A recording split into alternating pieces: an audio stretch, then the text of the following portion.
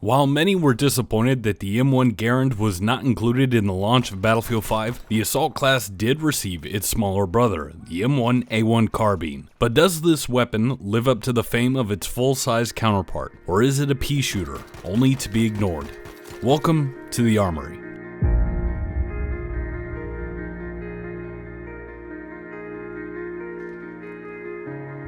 What's going on, guys and gals? My name is Shadox, and today on the Armory, we are taking a look at the M1A1 Carbine for the assault class. We will hit on the weapon's strengths, weaknesses, stats, and best setup for the weapon. The M1A1 Carbine is a fast-firing semi-automatic rifle unlocked at Assault Rank 5. It deals a maximum damage of 30 per bullet and a minimum of 22, giving this weapon a 4 to 5 bullet to kill range. At its fastest, it can be fired at 450 rounds per minute and has a muzzle velocity of 610 meters per second, which is excellent for varied engagement distances. The weapon comes equipped with a detachable 16-round magazine, which can be upgraded to 31 rounds, making it a spam-firing machine. Let's take a look at the specializations offered to the M1 Carbine.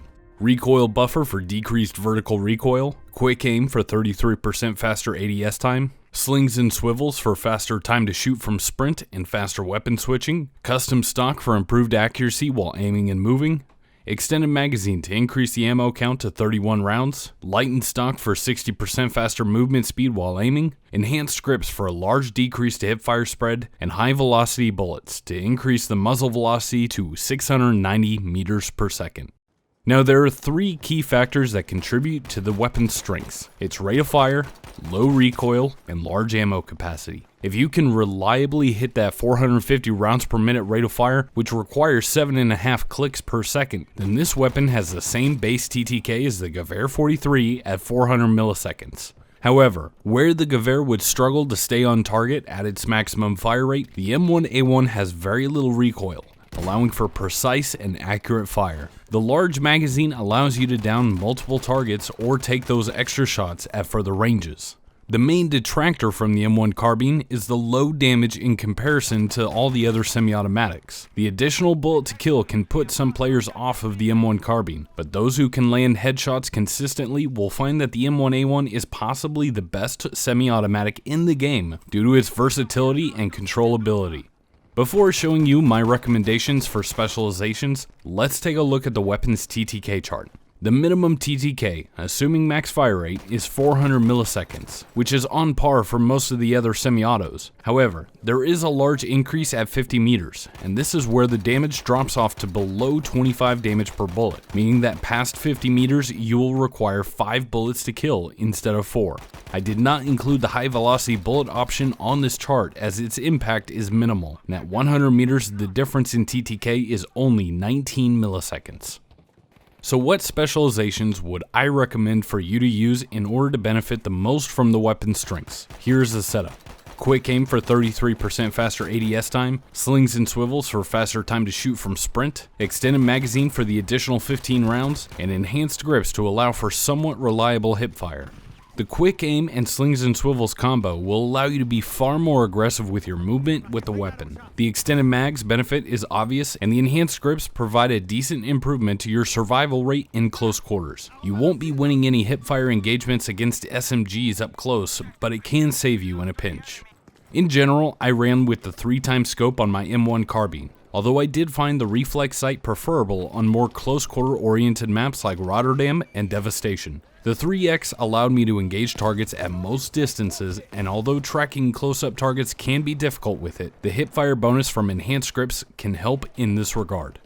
Where I personally struggled with this weapon was on strafing targets and maxing out the rate of fire. Since the weapon requires an additional bullet to kill compared to the other semi-autos, you will often try and compensate for this by spam firing as fast as possible. Tracking moving targets can be difficult when you're hitting this max fire rate, so don't be afraid to break contact and re-engage when you're in a better position, or just to slow down your rate of fire to ensure that you hit the target. This weapon rewards headshots immensely, cutting the required bullets to kill down from 4 to only 2. And so if you can truly master this weapon, you will have a deadly laser capable of taking out multiple enemies before they can even react. One more key advantage of the M1 Carbine is the lack of any horizontal recoil. This means that the recoil control is extremely straightforward. Simply pull down as your muzzle wants to climb. An additional method is to simply aim center mass of the target and allow your recoil to carry your bullets into a headshot, cutting down your TTK dramatically. All in all, the M1 Carbine is a fun weapon to use, but it can be frustrating at times due to its lower damage. If you can land those headshots, then it's a killing machine, but the weapon feels like a marshmallow gun at further ranges. Be aggressive with this weapon. Get up in between that 10 and 40 meter distance away from your target and aim for the head.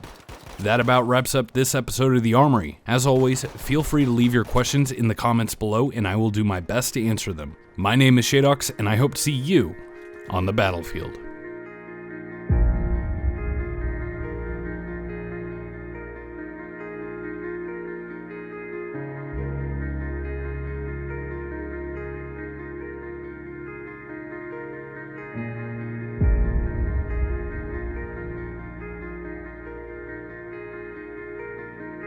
Thank you.